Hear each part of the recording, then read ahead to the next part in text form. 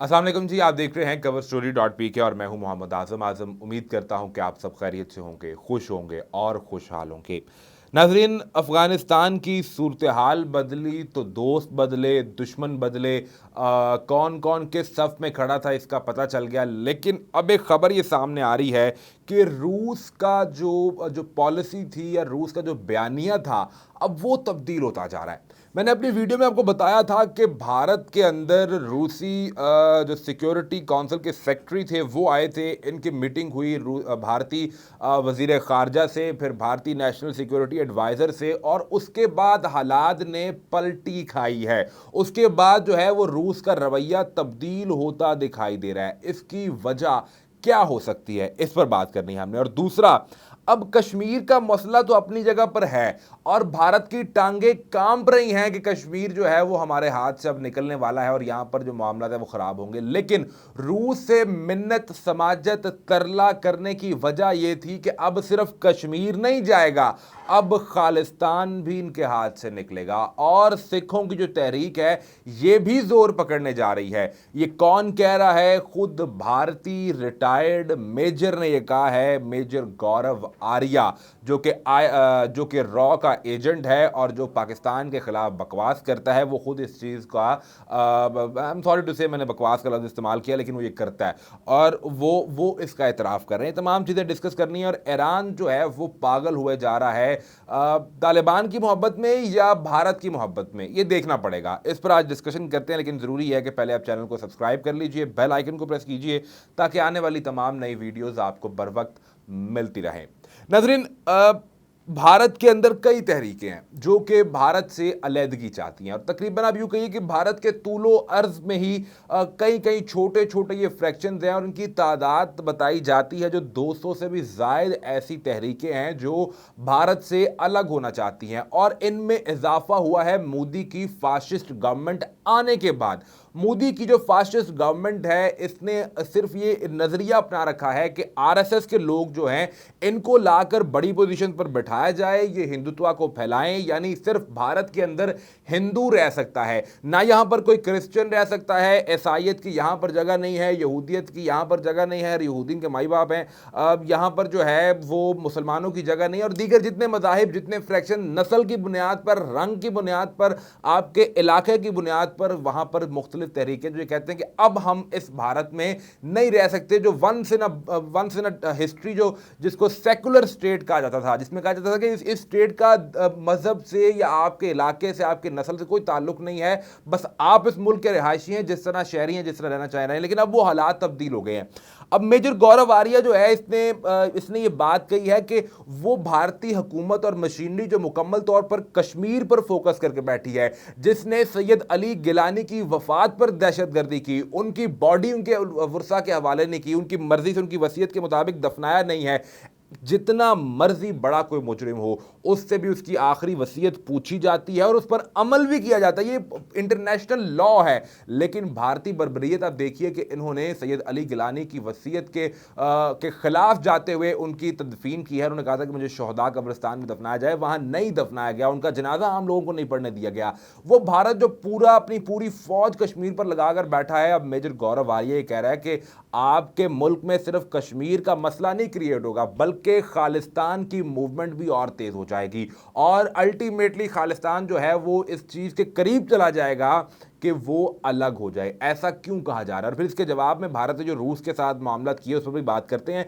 देखिए, खालिस्तान की जो मूवमेंट है ना, ये बड़ी स्ट्रांग मूवमेंट है, और इसमें कोई शक नहीं है कि भारतीय हर हुकूमत, हर भारतीय ऐवान इस मूवमेंट से डरता है। उन्हें ये पता है कि अगर इन्होंने जिस तरह मुजाहिदीन ने काबुल के अंदर अपना इक़्तिदार हासिल किया है, अगर ये लोग सारे मिलकर बाहर निकले, आपको याद होगा कि ये कई दिन जाकर दिल्ली के बॉर्डर पर जाकर बैठे रहे थे और पूरी गवर्नमेंट मशीनरी फेल हो गई थी, वो इन्हें उठा ही नहीं सके थे।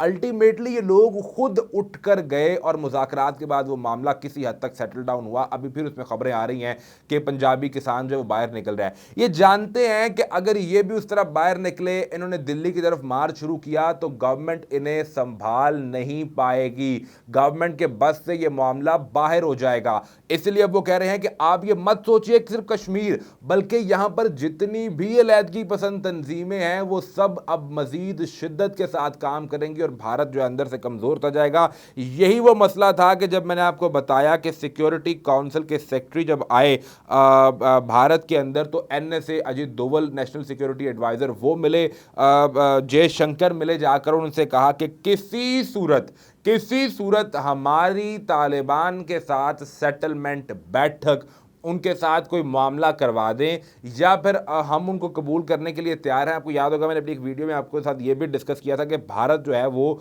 जल्द ही कबूल कर सकता है नई बनने वाली गवर्नमेंट को। तो अब इन्होंने जब रूस के साथ ये बात की और सेक्रेटरी से ये कहा कि हम जो है वो व्लादिमीर पुतिन को ख़ास तौर पर प्राइम मिनिस्टर का ये पैगाम पहुंचाना चाहते हैं कि हमारे साथ जो मामला है वो सेटल डाउन करवाया जाए। और आपको याद हो कि जो पाकिस्तान में इस दफ़ा होने जा रही हैं अक्टूबर के अंदर मिलिट्री एक्सरसाइजेज, उसमें पहले भारत ने शामिल होना था, जो शंघाई ताउन तंजीम की थी उसमें भारत ने शामिल होना था, लेकिन अब इस वजह से शामिल नहीं हो रहा क्योंकि उसमें एक तो पाकिस्तान में होस्ट की जाएंगी, KP मानसेरा के इलाके में को होस्ट की जाएंगी, और इसमें अब भारत शामिल नहीं होगा। वजह यह है कि भारत ये समझता है कि हम अगर अपने जहाज़, अपने फौजी वहाँ भिजवाएंगे, हमारी टेक्नोलॉजी पाकिस्तान असेस कर लेगा और पाकिस्तान से ये टेक्नोलॉजी जो है वो चली जाएगी काबुल, वहाँ पर तालिबान के हाथ चली जाएगी। जब उन्हें इस चीज़ का पता चलेगा तो उनके लिए कश्मीर पर हमला करना आसान हो जाएगा, कश्मीर को आज़ाद करवाना आसान हो जाएगा और दीगर तंजीमों में। लिहाजा वो जो है वो रूस के साथ तरले मिन्नत कर रहे थे। और ये आउटलुक की आप खबर देखिए कि ब्रिक्स के तहत India looks to old friend Russia to help deal with Taliban. और इसकी पहली खबर, जो पहला असर जो सामने आया है वो ये कि रशिया वॉन्ट अटेंड न्यू तालिब गवर्नमेंट्स इनाग्रेशन सेरेमनी इन अफगानिस्तान, सेज क्रेमलिन, बता रहा है टाइम्स नाउ डिजिटल।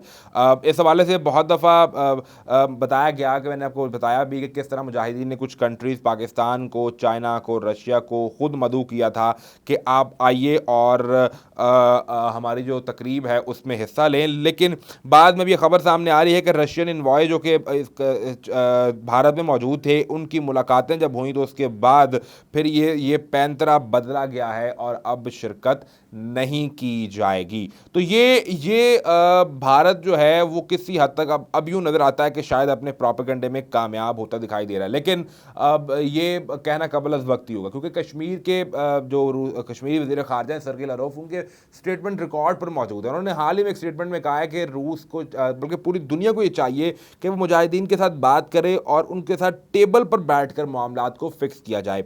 आप ये देखें कि ईरान का जो मामला था, ईरान जो कर रहा था, जो हमने डिस्कस करना था कि ईरान किसकी मोहब्बत में ये कर रहा है, क्या इंडिया से इतनी मोहब्बत हो गई है या इतनी नफरत हो गई है उसको पाकिस्तान से और मुजाहिदीन से।